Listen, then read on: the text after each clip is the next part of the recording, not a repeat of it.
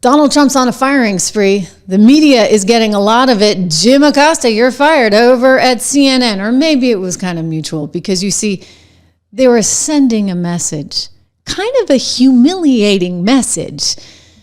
They were putting him in what the Daily Mail called the Siberia of television news. That's one good way to put it. It's in part because, they kind of anticipated that there were going to be some fisticuffs coming up.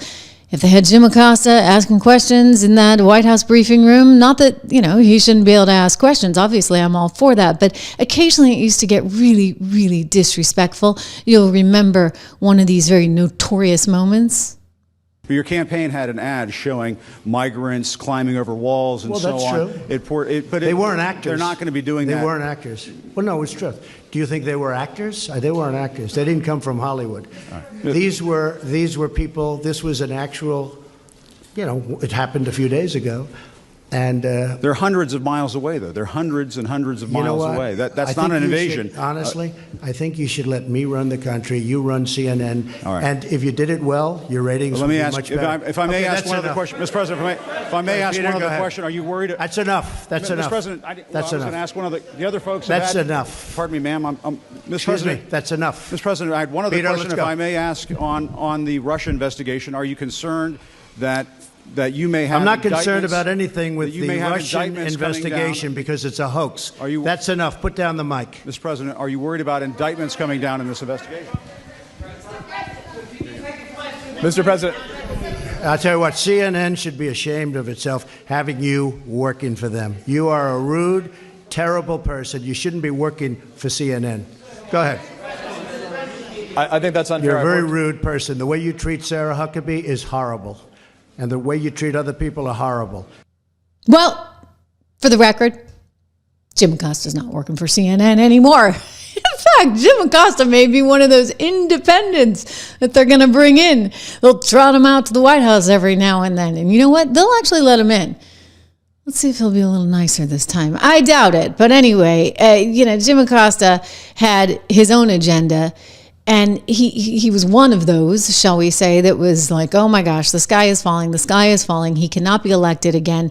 And then when he was elected, just the other day, when it seemed very, very clear that the handwriting was on the wall for Jimmy and that he probably was going to have to leave, he pulled out this giant sign on set to remind everybody of how great he is. I mean, who keeps this sign that somebody sent him? You got to see it. I want to take a moment to talk about something President Biden said during his farewell address. He warned the free press is crumbling in this country. I would add that's only if we, the people, let that happen.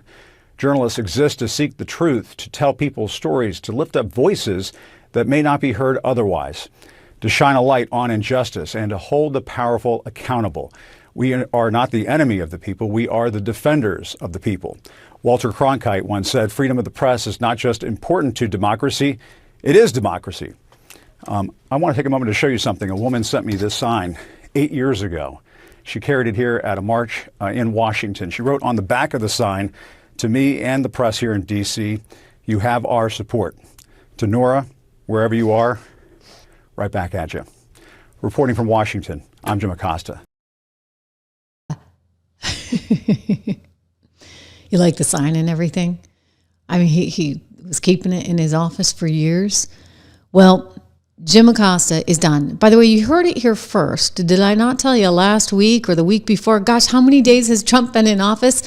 It seems like the days are getting longer, right? Because so much is happening. Anyway, Jim Acosta, he came out with that, oh my gosh, we have to stand for freedom. They had effectively just told him, buddy, you're moving to Siberia. Well, today he announced that it's over. Right? He gave his big goodbye, his swan song, if you would. Guys, Jim Acosta is finished at CNN after 18 years, which is rather amazing. I did not know he was on the air there 18 years. I used to work with him at CBS. In fact, I took over his old office. I painted it red.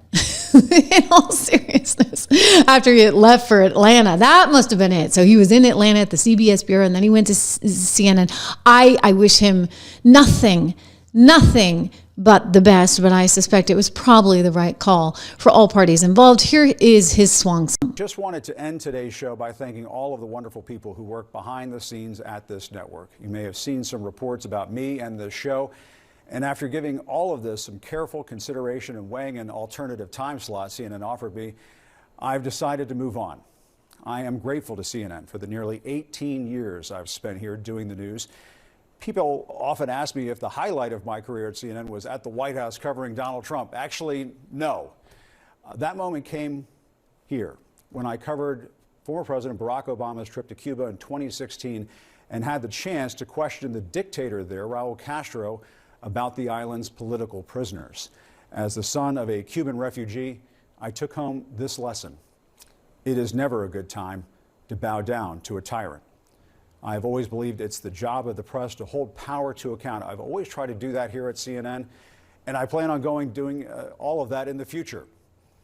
One final message. Don't give in to the lies. Don't give in to the fear. Hold on to the truth and to hope. Even if you have to get out your phone, record that message. I will not give in to the lies. I will not give in to the fear. Post it on your social media so people can hear from you too. I'll have more to say about my plans in the coming days, but until then, I want to thank all of you for tuning in. It has been an honor to be welcomed into your home for all these years. That's the news. Reporting from Washington, I'm Jim Acosta. Wow. So he's clearly very impressed with himself. Steve Frischman, thank you for your support. Jim is no Walter Cronkite. Steve is writing, no, he's definitely not, but he's, I guess, trying to be. You know, that's part of the problem, right? They're all fooling themselves. Constantly fooling themselves. And yes, peace of my mind. It's a true story. I did actually paint Jim's office red. You know, it was a big deal because I got one with a window. I had been just across the hall and I had a yellow office. I had painted it yellow to kind of give me some cheer because there was no window in there. And then I got upgraded to Jim Acosta's office and I painted it red.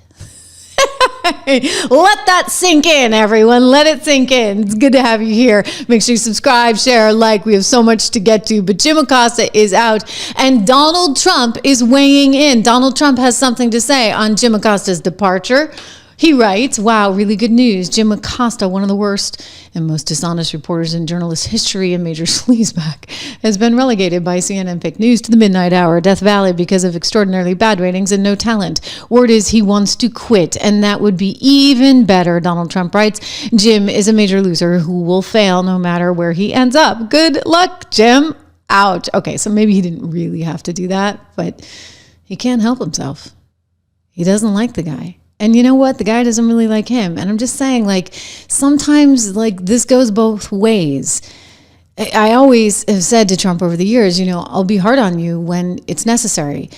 But what's come about with so many members of the mainstream media is they're hard on him when it's not necessary. They go off on these tangents. Instead, for example, you remember when they were announcing the $500 billion AI program with the Oracle CEO just the other day, and Donald Trump's talking about this and the Japanese company, and nobody wanted to actually talk about that and the economy and investment. No. They just wanted to talk about J6 pardons. And so it's it gets a little bit old after a while. They don't offer any respect his way. So consequently, no, he's not going to offer any respect their way. That's just the reality of it.